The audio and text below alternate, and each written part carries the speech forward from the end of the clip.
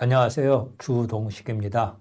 이승만학당 특별 강연 근대화 시리즈의 오늘은 마지막 시간입니다. 한반도 근대화의 마지막 단계이자 완성이 뭘 의미하는가, 뭘 말하는가 하는 주제로 말씀을 드리도록 하겠습니다. 근대는 인류가 역사에서 발견한 발전 원리의 최종판이라고 저는 생각을 합니다. 앞으로 인류의 경험과 지혜가 더 쌓이고 발전하면서 더 진화한 원리가 등장할지도 모릅니다. 하지만 적어도 현재까지는 근대를 뛰어넘는 인류사의 발전 원리는 나타나지 않았다고 봅니다. 그리고 하나 예상할 수 있는 것은 앞으로 근대 이후의 발전 원리가 세상에 등장하더라도 그것은 근대의 원리를 바탕으로 그 원리를 한 단계 더 발전시킨 결과물이지 근대의 원리와 무관하게 별도로 만들어지는 것은 아니라고 생각합니다. 이것이 원래 인류사의 발전 원리입니다. 축적이라고 그러죠. 인류의 경험과 지혜가 쌓이면서 그 위에 새로운 발전이 나타나게 됩니다. 그걸 보고 흔히 거인의 얻기 위해서 좀 더 멀리 바라보게 된다 그런 이야기 하는데 그 거인이 여러 가지로 이야기합니다만 저는 인류 문명이 쌓아온 지혜와 경험 이런 거라고 생각을 합니다. 그렇다면 앞으로 인류가 근대 이후에까지 붙잡고 가야 할 근대의 가치와 원리는 어떤 것일까요? 저는 저 개인적인 생각입니다만 한마디로 공짜는 없다는 것이라고 생각을 합니다. 제가 그동안 근대 원리라고 강조했던 사유재산, 법치, 개인, 대학, 그리고 대중, 합리주의 등을 관통하는 핵심 원리가 공짜는 없다는 것입니다. 사유재산은 당연히 공짜를 거부하는 원리입니다. 두말할 필요가 없겠죠. 하지만 법치도 마찬가지입니다. 공짜로 남의 것을 빼앗거나 훔치는 그런 행동에 대해서는 그걸 막는, 거부하는 원리이자 또 죄를 지었으면 그 죄를 지은 사람이 그만한 값을 치러야 한다는 점에서 공짜에 대한 거부, 부정이라고 저는 생각을 합니다. 그 공짜는 없다는 원리를 부인하고 공짜가 좋다고 말하는 게 지금 우리나라에서 굉장히 세계사적으로도 지금 세계적으로도 큰 유행이 되고 있습니다. 개인도 마찬가지입니다. 사람이 자신의 행위와 노력에 대한 책임을 분명히 하는 것이 개인주의의 정신입니다. 이것 역시 공짜는 없다고 봐야 됩니다. 대중도 마찬가지입니다. 대중이 근대의 원리인 것은 대중사회라고 그러죠. 이제 근대의 원리인 것은 더 이상 신분의 제약이 없다는 이야기입니다. 근대 이전에는 대중이 역사의 사회의 주인이 아니었어요. 그 대중은 지배를 받고 시키는 대로 하는 자기 재산도 없고 그런 존재들이었습니다. 그렇게 대중의 시대가 됐다는 것은 특권을 부정하는 원리입니다. 특권 계급이야말로 남들의 노력을 공짜로 가져가겠다는 그런 원리에 근거한 것입니다. 조선시대에, 이시조선시대에 양반 계급이 대표적이었죠. 아무것도 안 하고 고담 준론, 허공에 뜬 이야기만 하면서 민중을 착취하고 괴롭혔습니다. 그래서 대중의 시대, 특권 계급을 부인하는 것이 공짜는 없다. 그런 원리라고 생각을 합니다. 합리주의는 그 자체로 원인과 결과를 정확하게 일치하는 과학의 정신입니다. 당연히 공짜에 대한 부정입니다. 합리주의는 생각을 해보면 자기들이 생각한 만큼 정확한 원인이 있으면 그에 따른 정확한 결과가 나온다는 그런 정신이라고 봐야 됩니다. 그러니까 자기가 행한 대로 돌려받는다는 이야기죠. 당연히 공짜는 없는 정신이라고 봐야 됩니다. 이런 사실은 이런 근대 원리는 근대 원리의 자체에서도 알 수가 있지만 근대를 반대하는 사람들의 생각과 행동에서도 근대가 어떤 것이냐, 근대가 어떤 것이기에 저 사람들이 반대하는구나 하는 것을 유추해 볼 수가 있습니다. 그들이 추구하는 가치에서 근대의 핵심 원리를 반증할 수 있다는 겁니다. 대표적으로 포스트 모더니즘을 살펴봅시다. 포스트 모더니즘. 말 그대로 근대 이후를 말하는 거죠. 근대는 이미 끝났고 근대 이후가 다가오고 있으니까 우리는 근대 이후의 원리에 의해서 행동을 하자 하는 사조고 그런 행동 방식이고 그렇거든요. 이것은 1960년대 중반에 이후에 이성과 진리 그리고 질서를 중시했던 이게 이제 모더니즘의 정신이라고 볼 수가 있죠. 그런데 이런 모더니즘의 합리주의, 절대적 진리에 반발하여서 나타난 탈근대, 근대를 벗어나자 하는 그런 주의에서 나온 것이 문화예술, 사상운동입니다. 절대적 정답 대신 다양성, 주관성, 해체, 그 인류가 쌓아온 것을 해체하고 원리라는 것을 부정하는 자 그런 원리죠. 그러니까 다양성, 주관성 좋습니다만은 포스트 모더니즘 원리에서는 다양성이라는 게 절대 진리를 부정하는 그런 원리가 됩니다. 주관성이라는 건 원래 진리라는 것은 객관적이어야 되거든요. 누구나 굳이 인정할 수밖에 없는 명백하게 드러난 그걸 객관성이라고 그러는데 이 사람들은 객관성을 인정하지 않습니다. 그 대신 주관적.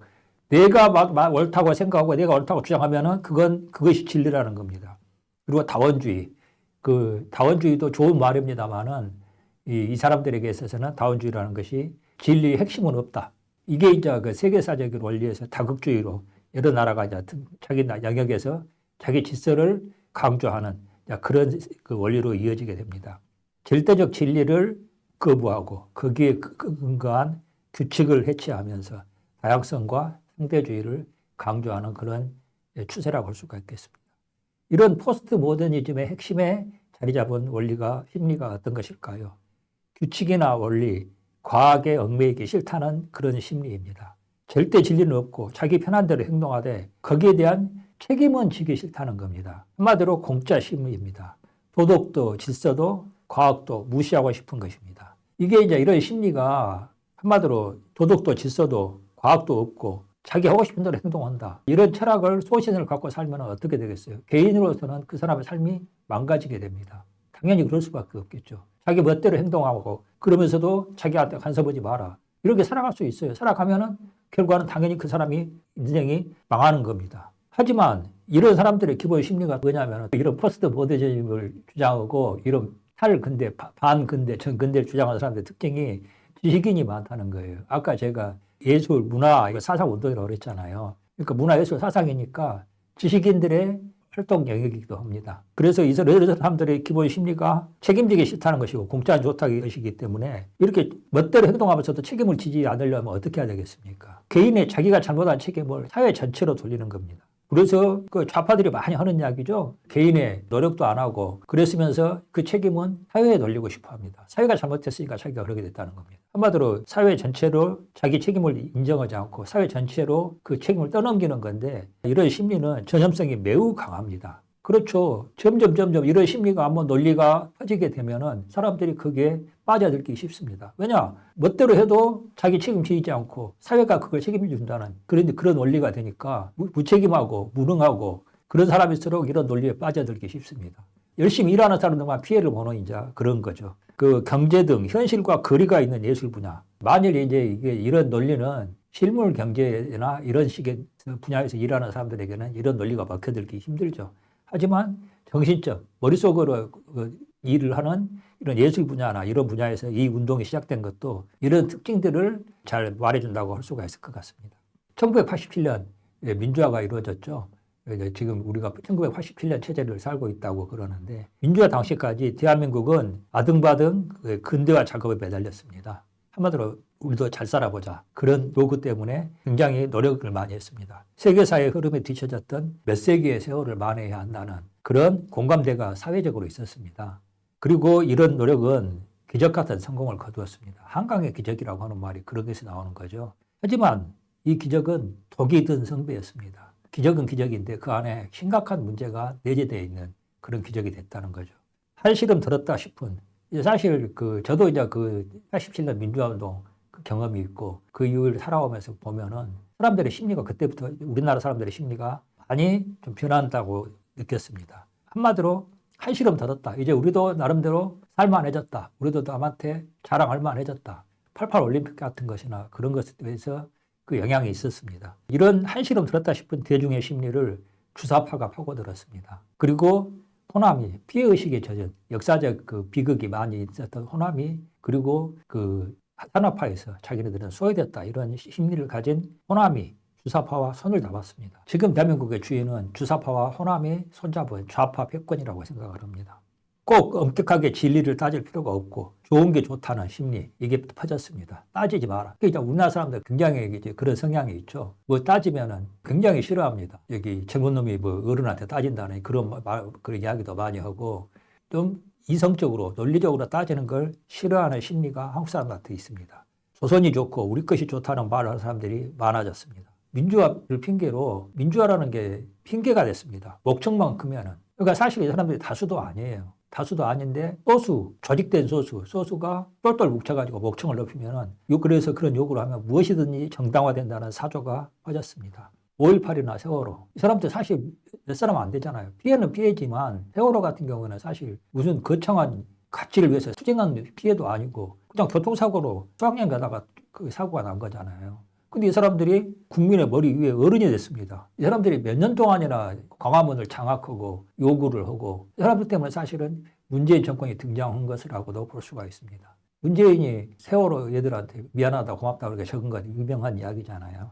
5.18도 저는 나름대로 이제 그 가치가 있는 행동이라고도 볼 수도 있겠습니다만은 이런 것들이 그 행동의 가치 이상의 위상을 가지고 국민 위에 머리 위에 올라앉았다 이렇게 보고 있습니다. 노력하고 규칙을 지키는 사람들이 바보가 되고 근로윤리와 기강이 무너졌습니다. 이 모든 현상을 관통하는 정신이 공짜가 좋다 하는 것입니다. 1987년 헌법에 경제민주화 원리가 들어갔죠. 경제민주화, 지금도 경제민주화에 대해서는 그 사람들이 굉장히 이상화하고 우상화하고 있습니다. 경제민주화. 민주화란 말이 들어가니까 다 좋다고 생각을 하는 겁니다. 근데 경제와 민주화가 맞습니까? 경제는 자유화해야 됩니다. 경제민주화라는 것은 사실 무슨 의미냐면은 경제의 정치화입니다. 시장 원리를 의해서가 아니라 경제는 시장 원리에 의해서 움직여야 되거든요. 근데 시장 원리가 아니라 정치 논리에 의해서 자원을 배분하자는 것입니다. 그러니까 지금 온갖 땡깡을 쓰고 이거 해줘 저거 해줘 우리는 억울해 하는 이야기가 다 정치 논리입니다. 그러니까 시장의 원리, 경제 논리에 의해서는 말도 안 되는 프로젝트 같은 걸 많이 하게 되는 거예요. 대표적인 지역이 호남이죠. 호남에서 뭐 해달라고 악써가지고 하는 것 중에 성공한 프로젝트가 하나라도 있습니까? 저는 제 고향입니다만 제가 알고 있기로는 없습니다. 광주형 일자리니 아시아 문화전당이 세금 돈 먹는 하마입니다. 그런데 하다 보면은 시장 논리, 경제 원리에서 벗어나니까 실패하거든요. 그러면은 여기다 돈 더 부어라. 그것도 해서도 안 되면 다시 새로운 프로젝트 만들자고 이야기를 합니다. 호남에 가져오라는 겁니다. 심지어는 얼마 전에 경기도 반도체 산단을 호남으로 가져오라는 그런 주장이 퍼졌습니다. 제가 보기로는 말도 안 되는 주장인데 그게 사실은 많이 퍼지고 정당화되고 그러고 있거든요. 제가 보기로는 이것도 언제 어떻게 될지 모르겠습니다. 그 경제 민주화, 경제 정치화라는 이런 원리가 지배하는 사회에서는 무슨 일이든지 할 수가 있거든요. 경제 원리, 시장 원리 따위는 중요하지 않다는 겁니다. 우리가 오르니까 그걸 그래서 political correctness, 정치적 정당성이라고 이야기하죠. 정치적으로 오르니까 이걸 해줘야 된다. 이렇게 되는 거예요. 그렇게 되면은 당장은 그 사람들은 좋을지 모르겠습니다만 그건 경제가 망하는 겁니다. 저는 지금 우리나라 경제가 계속 87년 이 체제 이후로 육공화국 들어서 성장 잠재력이 떨어지고 성장 속도가 둔화되는 게 여러 가지 이야기 사람들이 합니다만 IMF 이야기도 합니다만 저는 근본 원리가 경제 민주화에 있다고 봅니다. 경제 민주화 하면은 경제 논리가 살아날 수가 없는 거예요. 그러면은 당연히 그 경제는 추락을 하게 되고 경쟁력이 떨어지고 그 성장이 둔화되게 됩니다. 저는 이 경제 민주화의 가장 큰 피해자가 청년들이라고 보거든요. 청년 일자리가 없다고 그러는데 청년 일자리가 바로 사실은 재벌 일자리 아닙니까? 근데 재벌이 투자하는 것을 가로막는 장치가 경제 민주화 논리입니다. 그래서 이런 시대에서 복지, 보조금, 약자, 피해자 등의 단어가 시대를 지배하는 키워드가 됐습니다. 우리나라 우파가 나는 대한민국을 만든 주역이라고 보는데 우파는 건국도 하고 산업화도 했습니다. 하지만 제대로 된 정치를 한 적이 없었습니다. 우파의 정치, 좀 미안한 이야기입니다만 청와대의 국회 파견 업무에 가깝다고 저는 생각을 합니다. 이승만 대통령이나 박정희 대통령이 훌륭한 일을 하셨지만 정치라는 논리에 매달리게 되면은 일을 하는데 장애가 있기 때문에 청와대의 국회 파견 업무나 마찬가지였고 대중적 기반이 없는 정치를 했습니다. 이승만 대통령 당시부터 전에도 말씀드렸습니다만 일제시대 때부터 사회주의적 기류가 지식인들에게 강했습니다. 그러다 보니까 우파가 이 기반이 없었어요. 이념적 기반이 없고 대중적 기반이 없었습니다. 그러다 보니까 이 취약한 대중적 기반을 극복하기 위해서 우파는 관변단체 중심의 활동을 했고 이것이 우파의 고질적인 약점이 됐고 이 약점이 지금까지 와 있다고 생각을 합니다. 굉장히 심각한 문제라고 생각합니다. 지금 우파 대중들이 안타까워하는 게 정치 투쟁에 있어서는 우파가 좌파하고 대결을 해서 거의 백전백패 수준입니다. 저는 심각하다고 보는데 이 문제가 바로 저는 우파의 뿌리, 대중적 기반이 없는 자생적이고 이념적 어떤 것을 갖춘 대중적 기반이 없이 관변단체 위주의 대중활동을 해온 것이 우파의 약점이라고 생각을 합니다. 여기에 비해서 좌파는 우파에 비해서 이념적 중심이 있고 규율이 있습니다. 자기들끼리는 피 터지게 싸웁니다. 저도 좌파 출신입니다만은 안에서 노선투쟁, 이론투쟁이, 사상투쟁이 치열하죠. 하지만 우파에 맞서 싸울 때는 단일 대우를 유지합니다. 신상필벌의 원칙에 근거해가지고 잘한 사람은 상을 주고 못한 사람은 그만한 벌을 주는 신상필벌의 원칙에 근거해서 같은 편을 챙겨주는 생태계도 탄탄합니다. 제가 우파 진영에 와가지고 많이 들은 이야기 중에 하나가 우파는 쓸 때만 대다 쓰고 그 뒤에를 안 챙겨준다는 이야기를 그렇게 많이 하시더라고요. 제가 이것에 대해서 이제 이야기할 기회가 있을지 모르겠습니다만 저는 그런 게 어느 정도 사실이라고 생각을 합니다. 이런 그 생태계도 탄탄하고 이렇기 때문에 이게 그러면 어떤 것에서 이런 좌파의 강점이 나오는가? 제가 보기로는 이 모든 것을 가능하게 하는 리더십이 있습니다. 이 리더십은 세 가지 조건이 있어야 가능합니다. 물적 기반, 한마디로 돈 이런 게 있어야 된다는 거죠. 그리고 물리적 기반, 한마디로 조직된 활동가들이 있고 필요할 경우에 길거리에 나가서 치열하게 싸움도 하고 폭력을 동원할 수도 있는 이런 물리적 기반, 그리고 제일 중요한 이념적 기반, 이 세 가지 기반을 갖추고 있어야지 이런 리더십이 만들어질 수가 있습니다. 사실 이 세 가지 가능한 리더십이 우파가 없습니다. 옛날에 있었는지 모르겠지만 지금은 거의 다 무너졌어요. 지금 국민의힘 공천하고 하는 거 보십시오. 아무 리더십도 없습니다. 그냥 뭐라 그럴까, 빈집털이 노리는 사람들만 있죠. 하여튼 이 세 가지 기반을 갖춘 세력이 한반도에 보면은 제가 보기로는 하나뿐입니다. 평양 정권이라는 거죠. 이 평양 정권이 좌파가 굉장히 약하고 지지부진할 때 평양 정권이 저는 끊임없이 지원을 해줬다고 봅니다. 그리고 평양 정권 뒤에는 바로 중국이 있습니다. 지금 미국과 G2라고 그래가지고 세계 패권을 놓고 다투는 이 중국이 베이징 정권이 있기 때문에 좌파들이 확실한 단일 대우 유지할 수 있고 리더십을 유지할 수 있다고 봅니다. 중국 공산당 이야기를 안 할 수가 없습니다. 중국 공산당은 자기들 나름대로 근대 국민국가를 만드는데 성공했습니다. 이게 사실은 중국 역사상 국민국가에 가까운 그런 국가 정권을 만든 게 중국 역사에서 최초입니다. 중국 역사는 중국의 전근대 정권이 다 그렇습니다만 중국은 지식인과 지배계급 그리고 대중이 굉장히 괴리되어 있는, 분리되어 있는 그런 역사를 가지고 있습니다. 이제 이렇게 근대 국민국가를 만드는데 중국 공산당이 중국 역사에서 최초로 성공을 합니다. 그래서 어마어마한 대중적 기반을 가지고 있어요. 지금 시진핑 사람들이 우습게 보는데 시진핑에 대한 지지는 굉장히 탄탄합니다. 한마디로 중국 공산당에 대한 지지가 탄탄하다는 거죠. 이거 우습게 보면 안 됩니다. 문제는 이들의 근대화는 불구에 가깝다는 겁니다. 법치도 인권도 민주주의도 없습니다. 제가 충격을 받았던 이야기가 있었는데 중국에서 교통사고가 나가지고 땅이 꺼졌다고 그러더라고요. 그래가지고 그 안에 차들이 몇 대가 추락을 한 거예요. 근데 추락한 차에서 사람들을 구하는 게 아니고 그 위에들을 그대로 덮어버렸다는 거 아닙니까? 그 일일이 구하고 있으면 훨씬 그 교통도 불편하고 그러니까 그냥 덮어버렸다고 그러더라고요. 저는 이 말이 얼마나 사실에 가까운지 모르겠습니다만 중국은 그럴 만하다고 생각합니다. 신장 위구르, 티베트에서 하는 거 보세요. 여러 가지 이제 중국에 이런 부분이 문제가 있는데 이런 법치도 인권도 민주주의도 없는 근대화로는 제대로 된 국민 통합이 불가능합니다. 네이션 빌딩이라고 제가 자주 말씀드렸습니다. 국민 통합이라는 것은 이런 법치, 인권, 민주주의가 있기 때문에 사람들이 거기에 동의하고 자발적으로 협력을 하는 거거든요. 그래서 국민 통합이 이루어지는 겁니다. 근데 현재 지금 중국 내에서 국민 통합은 성공했을지 모르겠지만 굉장히 취약합니다. 그 국민국가의 유지가 매우 불안정하다는 겁니다. 중국 내에서 국민국가 유지는 겉으로는 탄탄해 보일지 모르지만 내부적으로 굉장히 취약하다고 봅니다. 그렇다고 해서 법치나 인권, 민주주의를 보장하게 되면 무슨 문제가 생기느냐. 공산당 지배가, 일당 지배가 무너지게 됩니다. 지금 현재 중국은 공산당이 그리고 공산당의 핵심들이 중국의 주인입니다. 혁명세대, 홍월따이 뭐 이런 사람들이 있죠. 혁명세대의 후손들이 중국을 사실상 지배하고 있고 중국의 주인입니다. 전부 노골적으로 이야기합니다. 그 공산당 창립 세대, 앞 세대의 후손들은 둘 중에 하나는 해야 된다. 하나는 정치를 해야 되고 또 하나는 경제를 해가지고 둘 중에 하나는 그것을 장악해가지고 공산당이 전체를 장악하는 그런 그것을 공식적으로 이야기를 합니다. 이런 식의 원리가 중국을 지배하는 원리라는 거. 그래서 이렇게 제대로 된 근대화 가지고 국민 통합이 어려운 중국 공산당 체제에서는 대안으로 선택한 것이 중화 사상에 기초한 한족 민족주의입니다. 원래 공산주의 사상하고 이런 민족주의 얘기라는 것이 굉장히 어울리지가 않거든요. 모순되는 그런 사상입니다. 그런데 이렇게 한족 민족주의, 그러니까 중국의 소수 민족이 많죠. 하지만 그 지배하고 있는 다수는 한족들입니다.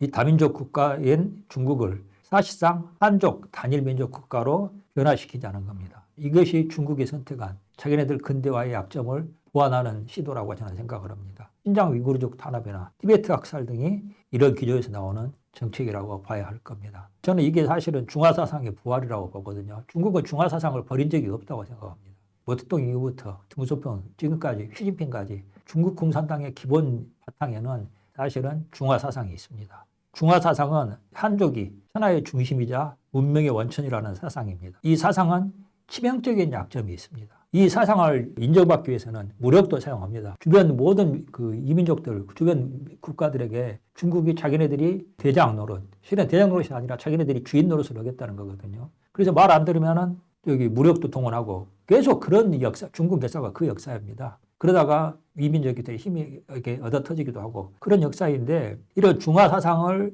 그 정당성을 인정받기 위해서는 무력도 동원해야 하지만 가장 결정적인 요소가 자발적인 정신적 투항 모델이 필요하다는 겁니다. 그래야 중화 문명이 문명이고 중화 사상의 문명이고 힘으로만 의해서가 아니라 중국의 문명의 영향에 의해서 이렇게 복속을 한다. 이 민족들이 이런 걸 증명할 수가 있는 거거든요. 중화 사상의 문명적인 영향력을 입증해야 한다는 겁니다. 그런데 역사적으로 이런 정신적 복속, 한마디로 알아서 기는 진짜로 중국을 사모해가지고 중국이 우리의 모델이고 우리의 지배자고 이런 정신적 복속의 가장 완벽한 모델이 이시조선이었습니다.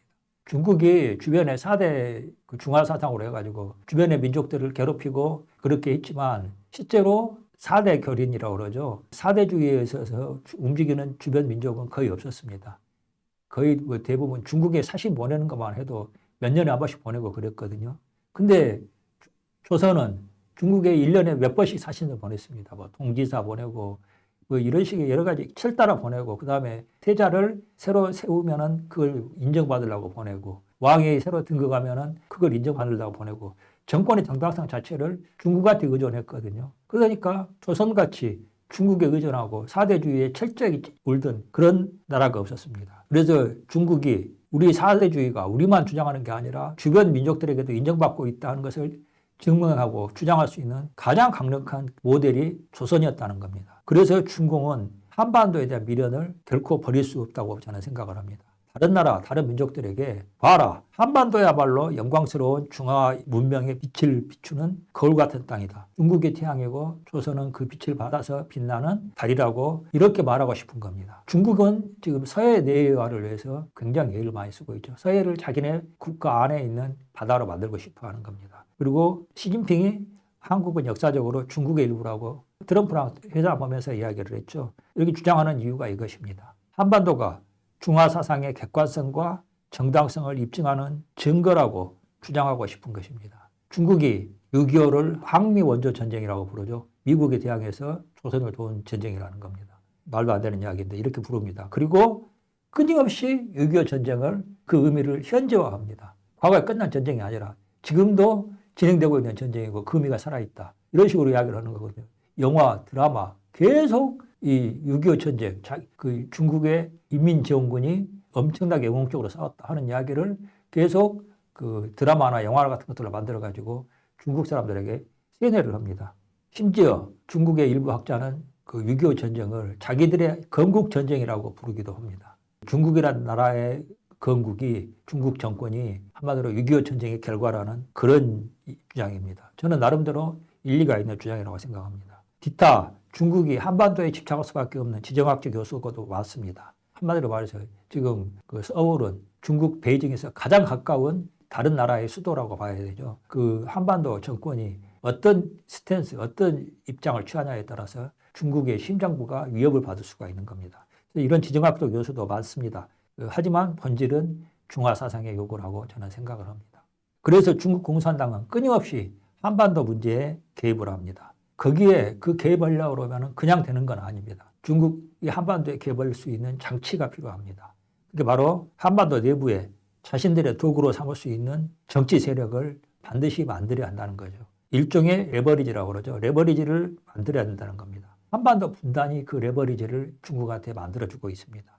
분단을 통해서 중국은 한반도에 개입하고 나아가 대한민국 내부에 개입하고 있습니다. 대한민국 내부에 제2의 휴전선을 만든 것입니다. 대한민국 내부에서 지금 내전 상황이라고 할 만한 정도로 그 갈등과 대립이 심각하죠.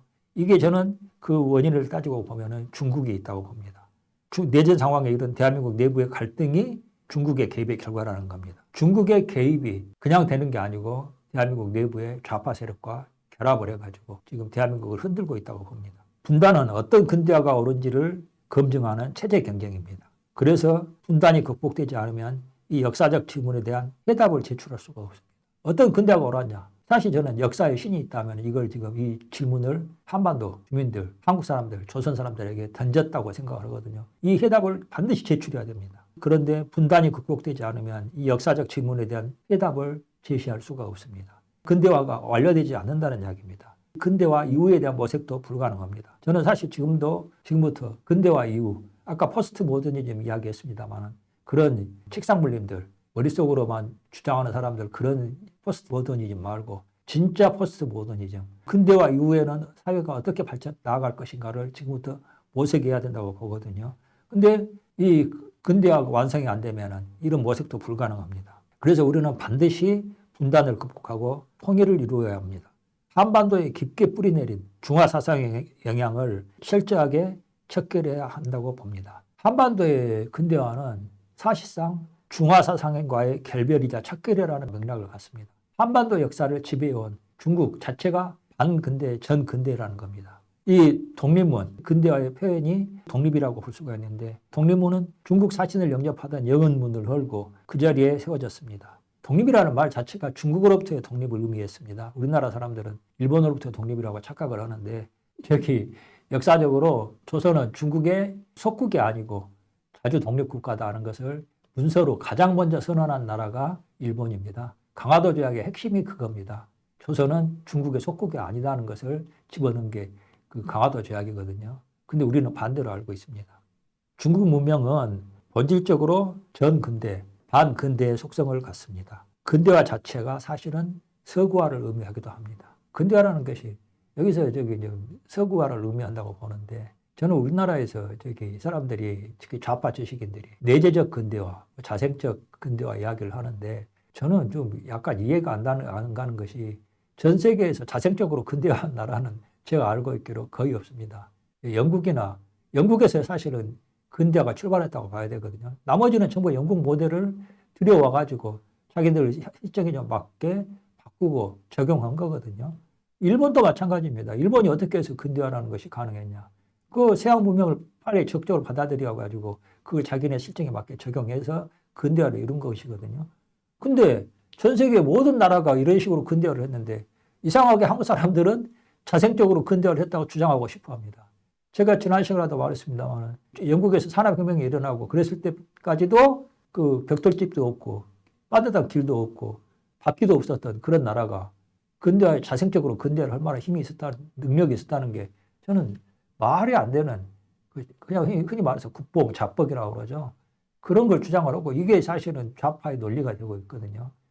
우리나라 사람들이 일본에다가 고대 문명을 전해줬다고 해서 자랑스러워 하는데 그 고대 문명 우리나라 겁니까? 사실은 거의 다 중국이나 외부에서 수입한 문명이잖아요.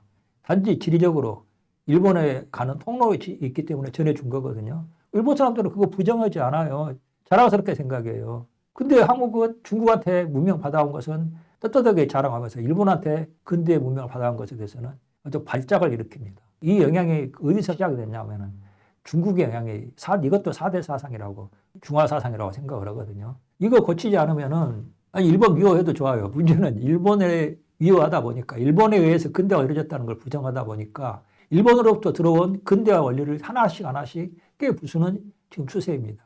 사유재산도 부정하고 기업도 부정하고 이런 식이거든요. 그리고 서구 문명 부정하고 이렇게 하면은 이게 일종의 조선의 자해입니다. 자해. 자기 배에다가 칼집을 내는 그런 행위나 마찬가지라는 거죠. 그리고 저는 이게 그냥 나온 게 아니고 그 뒤에 북한과 김씨조선과 중국의 영향이 있다고 봅니다. 예, 근대화 자체가 사실 서구화를 의미하는 거예요. 생각해보시면 압니다. 서구화라고 해서 기분 나쁘다? 왜 기분 나쁜지 이해를 못 하겠습니다. 근대화가 서구화라는 것을 기분 나빠하는 것은 오직 하나 중국뿐입니다. 중국이 자기네들 중화 사상을 유지하기 위해서는 서구화를 인정하기가 힘들거든요. 중국이 근대화를 추구하면서 끊임없이 내세운 게 뭐였는지 아세요? 동도서기란 말이 있죠. 중체서용. 동도서기는 동쪽에 진리는 있고 그 적용을 서양식으로 좀 한번 한다. 뭐 그런 겁니다. 중체서용.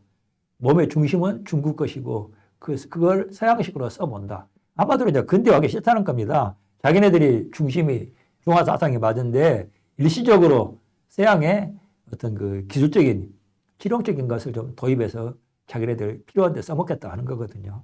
한마디로 서양 문명과 근대화를 수단으로만 이용할 뿐이지 자신들의 정체성을 바꾸지 않겠다는 그런 선언입니다.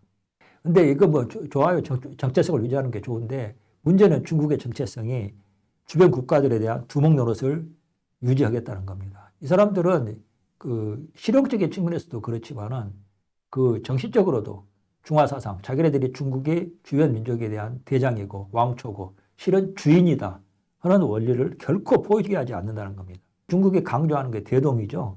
대동. 우리나라에서도 대동이란 말을 좌파들이 좋아합니다. 큰 대자, 같을 동자. 크게 같아진다 뭐 이제 이런 건데 이 대동이라는 게 무슨 의미인지 아세요? 다른 것, 중국과 다른 것을 인정하지 않겠다는 겁니다. 전부 같아져야 한다는 거예요. 그러니까 한마디로 전부 중국화시키겠다는 겁니다. 이 천하, 중국에서 천하라는 개념이 있는데 천하라는 것은 사실은 전부 중국의 질서 아래에 있는 세계를 천하라고 그럽니다. 이 천하를 대동화하겠다. 대동의 원리로 지배하겠다는 것.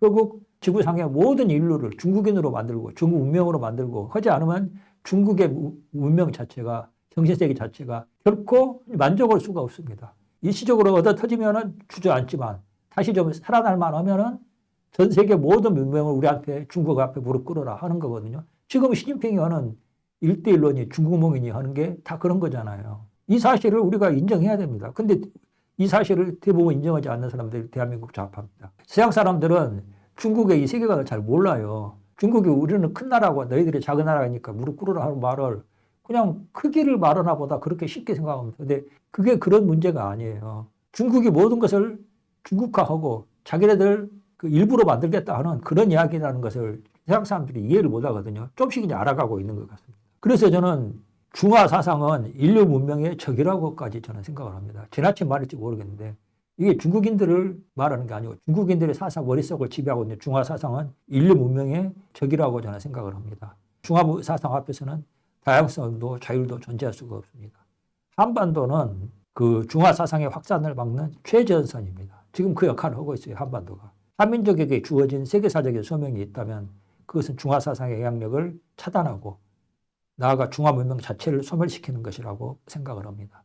중화 문명을 소멸시키는 게 중국인들을 소멸시키겠다는 이야기가 아닙니다. 중화 문명의 소멸은 아시아 민족에 대한 민족의 해방, 아시아 민족에 대한 위협을 제거하는 거라고 생각합니다. 그리고 전 세계 민중의 족쇄를 풀어주는 그런 위대한 일이라고 생각을 합니다. 나아가 중국 인민들을 해방시키는 일이기도 합니다. 통일이 바로 그 과업을 이룩하는 출발점이라고 저는 생각을 합니다.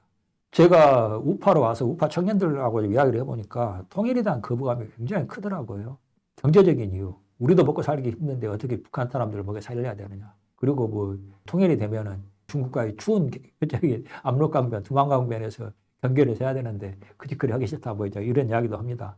근데 저는 통일에 대한 거부, 이거 우파 청년들의 논리를 보면서 우파 특유의 정치 능력 부재에서 나오는 현상이라고 생각합니다. 우파에 대중 정치가 없었고 청와대 국회 파견 업무라고 말씀드렸지 않습니까? 여기서 나오는 특징이 우파의 정책으로 무능해요. 무능력합니다. 그런데 통일을 거부하는 심리도 이런 우파의 정치적 무능력이라는 특징에서 나온다고 생각합니다. 정치를 전박화시키는 겁니다. 경제에 종속시키는 거거든요. 정치를. 정치는 경제의 그 요구에 근거해야 되지만 결코 경제 등 현실적인 요구에 얽매여서는 안 됩니다. 통일 거부 심리는 또 따지고 보면은 흘리지 않고도 평화와 안전을 공짜로 얻으려는 공짜 심리의 연장이기도 합니다. 우파의 통일에 대한 거부감은 사실은 그 영향이 김대중의 영향이기도 합니다. 김대중이 연방제 통일한 그 주장을 했잖아요. 사실은 내용이 연방제 통일안이라고 봐야 됩니다. 근데 이게 사실은 적용을 해봤더니 지금 87년 이후로는 거의 이게 김대중의 통일론이 지금 관철이 되고 있습니다. 이게 해봤더니 현실적이지 않거든요. 그러니까 우리나라에서 통일 주장이라는 게 사기에 가깝다고 우파 청년들은 인식을 하는 겁니다. 하지만 이것은 통일에 대한 오해입니다. 좌파들이 주장하는 통일이 엉터리인 거지 통일 자체는 반드시 달성해야 할 우리의 숙제라고 봐야 됩니다. 우파, 즉 대한민국의 통일을 주도하지 않으면 좌파, 즉 북한과 중국이 통일을 주도하게 됩니다. 그러면 북한과 중국의 통일을 주도하게 되면 어떻게 되겠어요? 그 비극은 말도 할 수 없습니다. 그래서 우파의 통일에 대한 무능 그리고 비전 부재는 차라리 죄악에 가깝다고 저는 생각을 합니다. 우파는 통일에 대한 비전과 전략, 즉 통일론을 가져야 합니다. 우파는 사실 자체 통일론이 없이 오랫동안 좌파의 통일 담론에 끌려다녔습니다. 이 가장 결정적인 원인이 이승만 대통령의 정치적 몰락에 따른 결과입니다. 이 우파의 유일한 통일론은 사실 이승만이 제시한 북진 통일론이었거든요. 이승만 대통령의 하야 이후에 이 북진 통일론은 현실적으로 설득력을 잃었습니다. 누가 주장하는 사람이 없어졌어요. 하지만 북진 통일론의 원리는 지금도 저는 유효하다고 생각을 합니다. 어떤 쪽 근대화가 옳았나, 남과 북, 어느 근대화 노선이 옳았나 하는 것을 타당성을 검증하는 체제 경쟁의 결과물이기 때문에 반드시 통일은 이루어야 되고 그 통일은 북한 체제를 해소하여서 대한민국의 자유민주주의 체제로 흡수 통일하는 것이 그 과제입니다. 이건 사실 북진 표현이 바꿔졌지만 북진 통일론의 변화이고 발전이거든요. 현실적으로 흡수 통일은 북한 내부의 체제 변화를 전제로 합니다.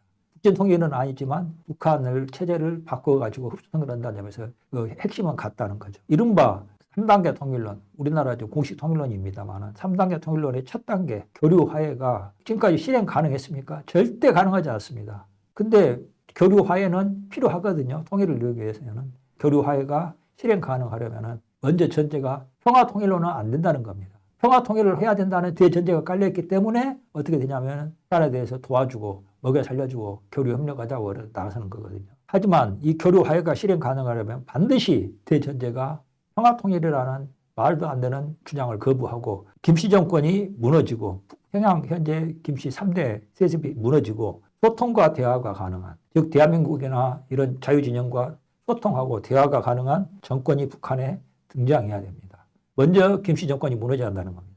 친미, 친일, 친대한민국 그리고 반중 정권이 들어서야지 교류와 협력, 대화, 소통이 가능해집니다. 이런 정권이 들어서야지 북한 인민의 재활과 경제의 건설이 가능해집니다. 지금은 북한을 도와줘봤자 그게 어떤 결과로 돌아오냐면 핵을 만들고 미사일을 만드는 걸로 돌아와요. 북한 인민들의 그 생활을 향상시키고 산업을 발전시키는 역할로 이어지지가 않습니다. 친미, 친일, 친대한민국 정권이 들어서야지 대한민국이 북한을 지원해가지고 북한을 발전시키고 나아가서 궁극적으로 통일이 가능하다는 겁니다. 이걸 저는 흡수통일이라고 생각하고 자유민주주의 체제로 통일하고 생각하는 겁니다. 이런 북한의 친미, 친일, 친대한민국 정권이 들어서서 최소한 한 세대, 30년 정도는 지나야지 비로소 한반도의 안에 하나의 대한민국 국가로 등장하는 그런 통일이 가능하다고 생각을 합니다. 이런 전제가 없으면 통일에 관해서는 어떠한 진전도 불가능합니다.